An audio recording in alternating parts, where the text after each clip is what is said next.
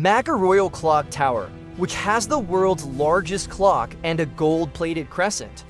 When the construction work of this tower was going on, the Saudi king requested that a glass structure be installed at the top of the tower that would look like a giant diamond from afar. And on top of this diamond would be the world's largest crescent, also 24-karat gold-plated.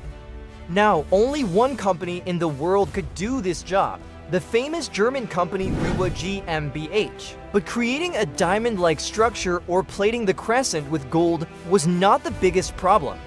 The real issue was that the engineers and owner of Rewa were non-Muslims, and everyone knows that only Muslims are allowed entry into Mecca.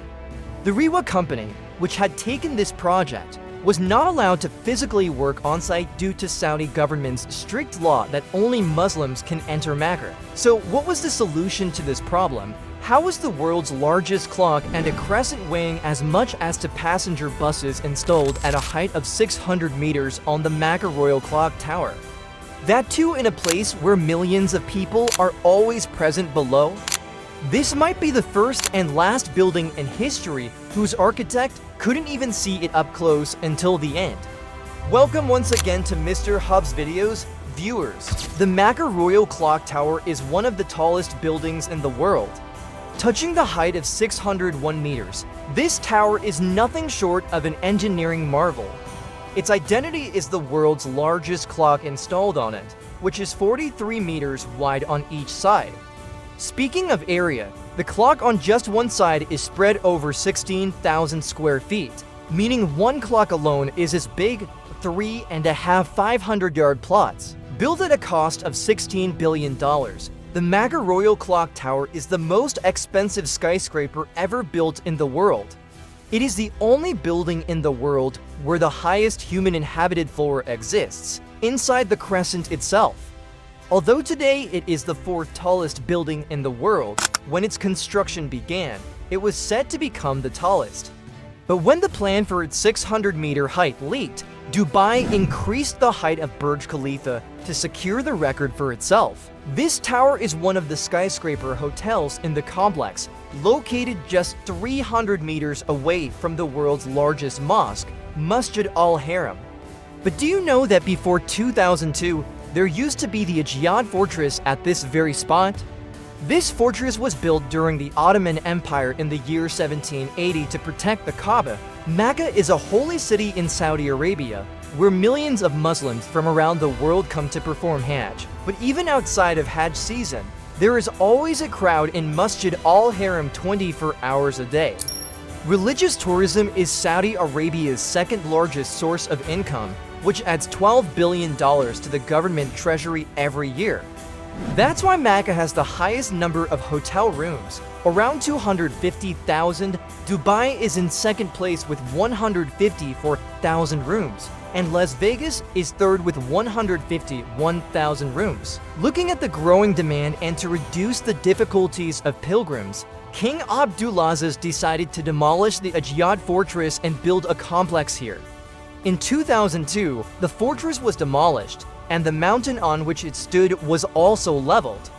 There are a total of 7 skyscrapers in this complex, which were originally intended to fulfill the demand for hotel rooms. But later it was thought that one of these towers should not just be a hotel, but something even more significant. So an idea emerged. Why not make one tower so tall that it could also serve as the minaret of the mosque? But the issue was that when the height of this tower was initially planned to be just 450 meters, the engineers had constructed its foundation accordingly. And when the structure had already reached 450 meters, the decision was made to take it up to 600 meters. Adding more load to the same foundation would be like inviting danger. While the engineers were still considering how to resolve this issue, another request came from King Abdulaziz of Saudi Arabia. He didn't just want it to be a minaret, he also wanted it to have the world's largest clock installed on it, with a giant diamond above it and a gold-plated crescent on the very top. To fulfill these demands, the engineers had to revisit the tower's foundation. The conclusion was that the weight of the top 150 meters of the structure should not exceed 36,000 tons. Keeping these calculations in mind, The engineers and designers had to create a 150-meter-tall lightweight steel structure that would be as strong as concrete. This structure would later be placed on top of the concrete tower. This structure was designed in such a way that it would distribute its entire load evenly across the concrete tower. And then, around this structure, the world's largest clock and the crescent would be installed. This steel structure could indeed take the clock tower's height up to 600 meters, but to keep it as light as possible, the floors built inside it were designed to be taller than normal floor heights, and the center of the floors was kept hollow. This way, less steel was used, which also reduced the overall weight. Today, artwork is seen hanging in this hollow space inside the clock tower, but originally these hollow floors were made to reduce the building's weight. After the structure was completed, it was time to build the world's largest clock on it. To carry out this task, the German company Purit was selected, which had 165 years of experience in this field. Building and operating the world's largest clock at a height of 450 meters was no small feat. The clock's hands would be so large. How would they be protected from strong winds? How would this clock function at such a high altitude?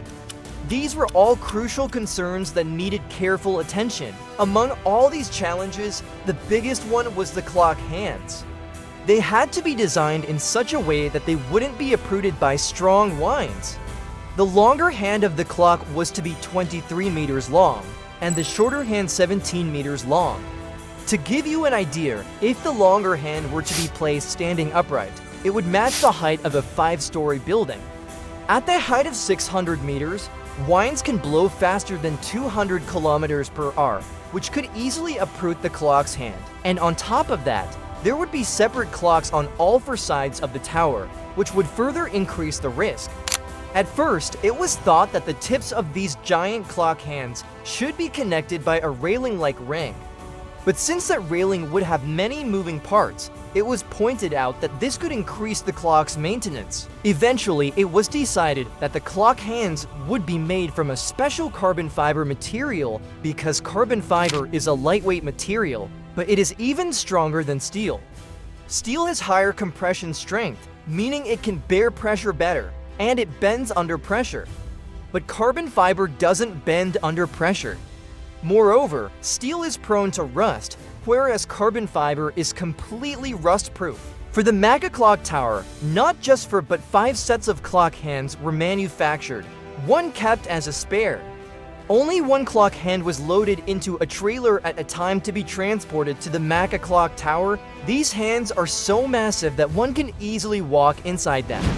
Each of the 4 clocks on the tower is operated by a separate motor called a clock drive. But even here, an extra clock drive was pre-installed in the clock towers so that in case of a malfunction, it could be replaced immediately. A maintenance switch was also added to this clock, and pressing it makes the hands align straight, allowing maintenance workers to enter inside them. A lot of research was also done to select the color scheme for this clock. Initially, it was decided that the clock would be black and white, but after several experiments, it was discovered that although the time was visible clearly during the day, the white LED lights weren't producing a sharp image at night. After changing various colors, finally, green LED lights were selected. Now, even from 8 kilometers away at night, the time could be seen clearly. An astonishing total of 2 million LED lights have been installed on the clock tower. Each LED is placed 4 inches apart, which makes them appear as one large light to the viewer. These 2 million LEDs were specially made keeping in mind the hot climate of Mecca, and it took over a year to produce them. Now it was time to build the most difficult yet beautiful part of the Mecca Clock Tower, installing a crescent on top of the building, which was crucial to taking the tower's height to 600 meters. This crescent is 75 feet tall and equally wide. To keep it lightweight, it was made using a mix of fiberglass and carbon fiber. Still, its total weight is nearly 35 tons. The responsibility for creating the diamond-like structure above the crescent and the clock was given to a German company, Rewa. This same company was assigned to finish the top 150 meters of the tower. And this was a task that required the German engineers to be physically present in Mecca's holy city. But since entry to Mecca is only permitted for Muslims, some engineers and even the owner of Rewa had to convert to Islam just to work on the Makkah Royal Clock Tower. Yes, to build the world's largest clock. Those engineers who did not want to change their religion worked from Dubai and later transported the clock to Mecca. The most special thing is that every inch of the crescent is covered in a layer of gold. If this crescent had been built as a single piece, it would have been not just difficult, but impossible to lift it to the top and install it there. Due to the crowd and limited space there, only tower cranes could work, but even those couldn't lift such heavy weight all at once. That's why the crescent was planned to be made in separate parts. To apply the gold layer over the crescent, about 10 million gold-plated tiles were glued to it. Each of these tiny tiles was crafted with precision and then cut into Dubai to centimeter blocks. This entire crescent was also made in Dubai, and after giving it the final touch, it was sent to Mecca. A demo version of the clock was also first installed at a location in Dubai, because some engineers from the German company who hadn't converted their religion wanted to test install it first to ensure there were no flaws. Only after fixing all the issues was it transported to Mecca. Installing the crescent at 600 meters height was also a massive challenge, because at such an extreme height, tower cranes can't lift too much weight. This crescent was pulled up in for separate parts, and each part weighed around 4 tons. This was a very dangerous task for the engineers and workers. First, the tower cranes couldn't handle heavy loads at that height, and second, if strong wind blew during the process, the pendulum effect could double the weight of the 4-ton piece. And that's exactly what happened. Just as one part of the crescent was in midair, strong wind suddenly blew. Eventually, some workers grabbed it with ropes to stop it from swinging and then aligned and fixed it into position. This crescent contains a total of 3 floors, 1 for face, 1 meeting room, and 1 mosque, which is the highest mosque in the world built on a man-made structure. Today, this crescent is also home to the highest man-made inhabited floor in the world.